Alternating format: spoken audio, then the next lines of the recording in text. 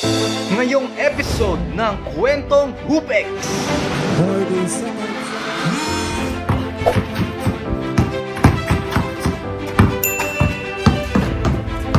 Makikilala natin ang long-range shooter ng Naga City. Number 14 fires an all blue. Kamusta mga ka-Hupex? What's up sa inyo? Yan, today meron tayong kikilalanin na player. Sino kaya to? Idol ko to. Idol mo yan? Yeah. Pero ngayon, nandito muna tayo sa Hupex Studio muna. Yan, dito ulit tayo sa Hupex Studio habang MECQ ba mga ka-Hupex? Malupit to si Josh. 2 months ko to nakasama nung sa Letran. Ayan. Nakitang first hand ko talaga nakikita yung skills niya, yung program niya, pagpapalaki niya ng katawan. Talagang porsigido na napakalupit. Oo. Joshua Ayo. So, ano kaya to ni Coach Alvin Ayo? Kilalanin natin ang long range shooter na si Joshua Ayo ng Naga City. Let's go!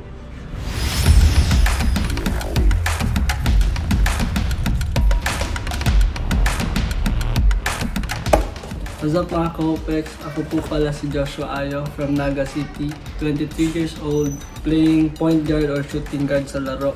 Hometown ko ay Naga City dito sa Bicol, Region 5. Nag-aaral ako dito sa Naga College Foundation. Varsity din ako dito, 2 years na. 5. Back to number 8. Fires for 3. Bang! To number 8 with 14 seconds on the shot clock. Number 8 fires for a quick release 3. Bang! Three-pointer! Number 1, number 35.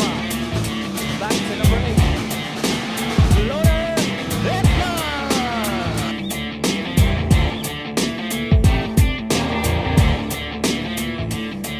Sa mga nagtatanong kung kaano-ano niya ang head coach ng UST Growling Tigers na si Coach Aldin Ayo, na pag-alaman namin ay pamangkin niya itong si Josh at nagsilbing mentor niya rin noong nagsisimula ito sa kanyang collegiate career.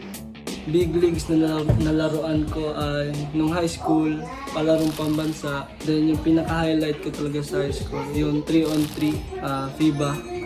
Doon ako nakilala sa basketball. Then, yun na, diretso na. Iba raw ang hilig na sports ni Joshua habang lumalaki. Noon talaga ang gusto ko baseball. Then, nakita ko yung kuya ko nag-basketball. Yun, pinawak niya ako ng bola. Then, yun na yung simula ng basketball career ko. Story ng kabataan ko ay ako yung ata pinaka-excited na uwian kasi diretso ako sa court simula grade 4. Nung bata ako, lagi akong tinuturuan ng kuya ko na proper shooting, proper dribbling. Sobrang stricto niya talaga. Kasi halos araw-araw na practice namin, sa akin niya nakatingin. Na-experience ko yung kada shooting ko, may stick, pinapalo yung kamay ko pag wrong form. Lagi ako kinokorek niya, lagi kami nag-aaway niyan kasi gusto ko ganito, pero gusto niya mas ganun. Pero inisip ko na lang na gusto niya akong ipa-improve ng sobra. Kaya naniwala ako.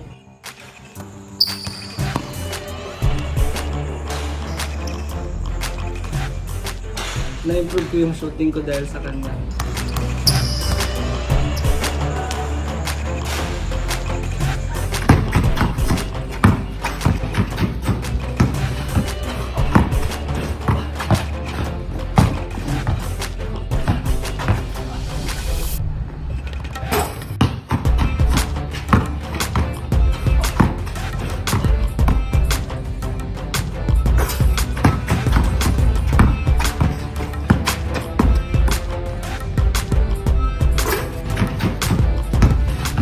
Nahulaan niyo na ba kung kanino hinubog ni Joshua ang kanyang laro?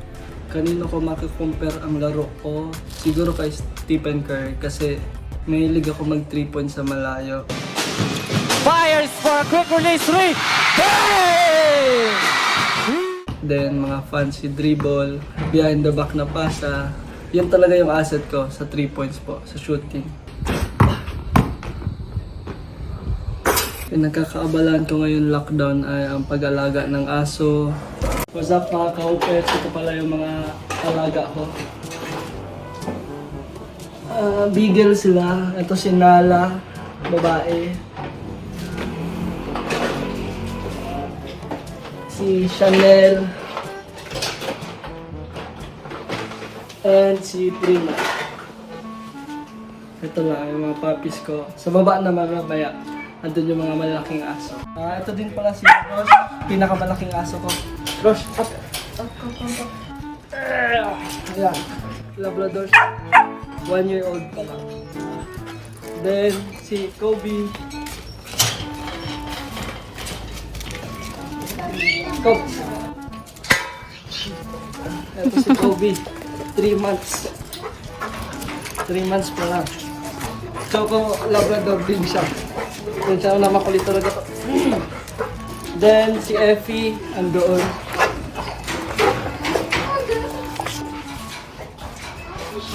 Ito yung mother ng puppies sa taas, yung mga beagles. Si Effie. Good girl. Yan lang naman yung mga aso ko. Gaya ng marami sa ating mga kababayan, si Joshua ay may sarili ring diskarte ngayong lockdown.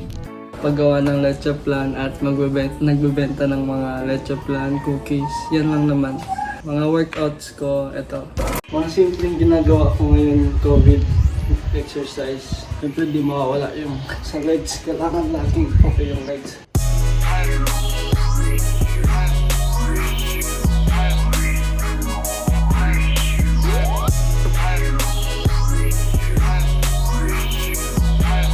Sa point guard, kailangan mo laging kamay yung bola. Kasi ito yung pinaka-unang trabaho ng point guard. Nakipagsapalaran din itong si Joshua na mag-tryout sa mga malalaking universities dito sa Maynila at nakapaglaro sa UST Tigers at Letran Knights. Then after that, punta ako dito sa Bicol, diretso na sa Naga College Foundation. Number 14 fires a long three. Let's move forward.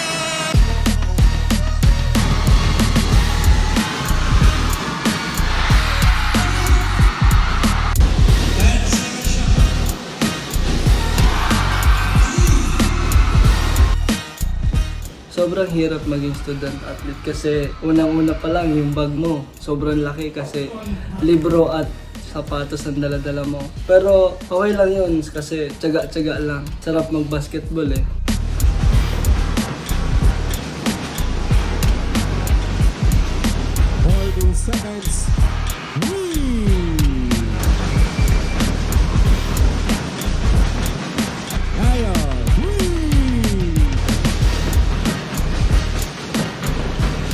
Then naitulong sa akin ng pagiging student athlete.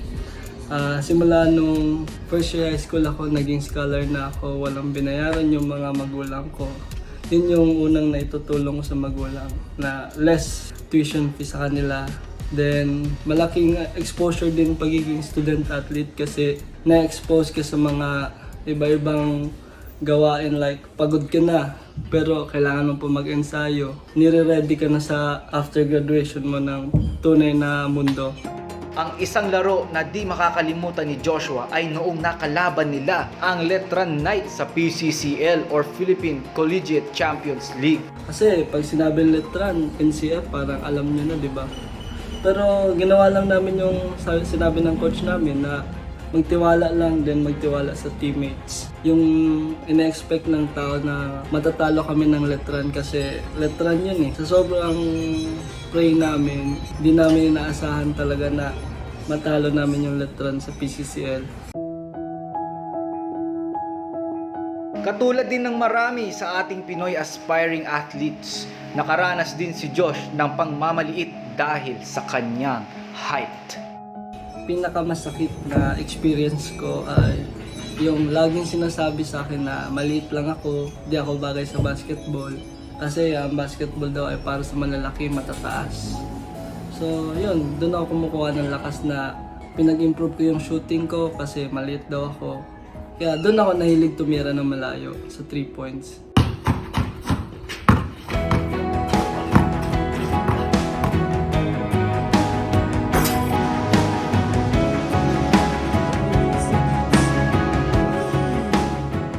plans ko pagbalik ng basketball sa Pilipinas ay siguro hihiga ako sa court kasi na-miss ko yung court. Kasi sa ngayon hindi ako pwede mag-basketball walang court dito sa Naga, kaya kanya-kanyang training muna sa loob ng bahay. Siguro magiging stay fit, araw-araw workout, kahit mapawisan lang, yun lang, para hindi ako mabigla pagdating ng basketball sa Pilipinas.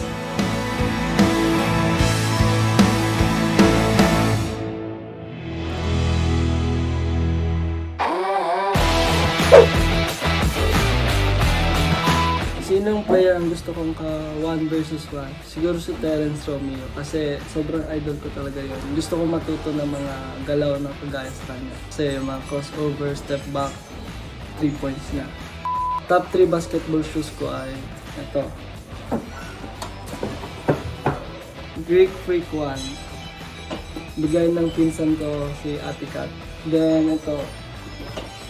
PG3 Mamba Mentality. Bigay ng girlfriend ko. Then ito, bigay ng nanay ko. My favorite. Kobe 9, Bruce Lee. Lumang-luma na yan, pero 4 picks pa yan. Favorite vlogger ko sa YouTube ay Coach Mav, si Boss Carepa, then si Idol Ash, syempre. Thank you, X Basketball.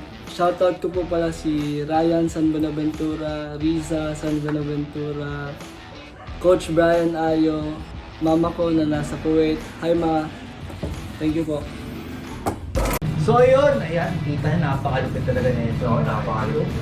Familiar yung 3x3, di ba? Kasi dyan din naglaro sila Buevas, alam sila Terence Romeo. So, ayan, nalaman natin pala, no, mga OPEX, dahil sa picture na yan. Nag-training din pala siya kay Coach Mavs, kaya pala malupit din. Oo, kasama siya sa Mavs Phenomenal Movement. Oo, dati. Grabe pa. Oo. Yan, naglaro din siya sa PCCL. Napanood ko kasi yun eh. Napanood ako ng live. Ang pinakamagandang nangyari doon, galing siya sa Letran. Kinalaban ng NCF yung Letran, tapos nanalo yung NCF sa Letran. So napakaganda. Napakaganda nangyari para sa kanila. Tayo naman si Josh, ayan, was small but terrible. No? So, ayan mga ka-OPEX, sa mga ka-OPEX natin dyan na maliliit. Yan, di ba? Nakita nyo naman sa mga previous episode, meron din tayong mga maliliit na players na napifeatured. At alam nyo kung bakit, kasi sobrang magagaling na. So kung kayo maliit, huwag kayong mawawala ng pag-asa. Tularan natin sila mga ka-OPEX.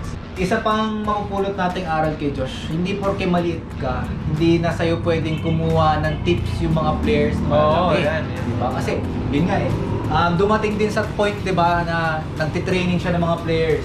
Pag wala yung coach, or wala yung conditioning coach, siya yung naka-assign na magpa-training, magbigay ng Malupit pala conditioning, talaga si Josh. palaki ng katawan, diba? Sa kanya kumukuha ng program talaga. Kung nagustuhan nyo ito mga ka-OPEX, bigyan nyo kami ng like, comment, at share. At mag-subscribe na po kayo sa aming YouTube channel, sa aming Facebook page. Diyan, Hoopex Basketball. Tuloy-tuloy pa rin po ang ating Hoopex giveaways. Yan. So, pagtuloy-tuloy nyo lang po ang comment nyo. Oo. At yung comment nyo dapat tungkol sa video na kinomentan ninyo. May pag-asa kayo manalo ng Harden Volume 4. Yung mga Kyrie na sapat. Nako. So yun, till next episode. Peace!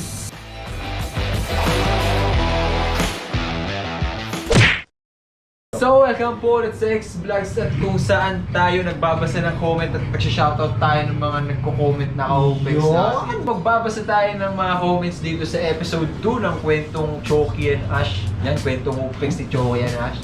Yan. So, sisimulan ko na kay Franz Marty.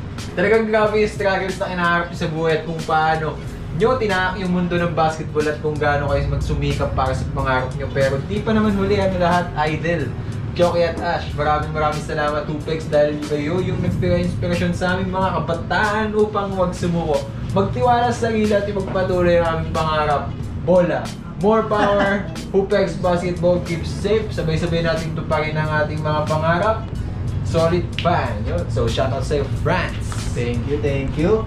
Ayan, at basahin naman natin galing kay Glenn Milas. Another very inspiring story again.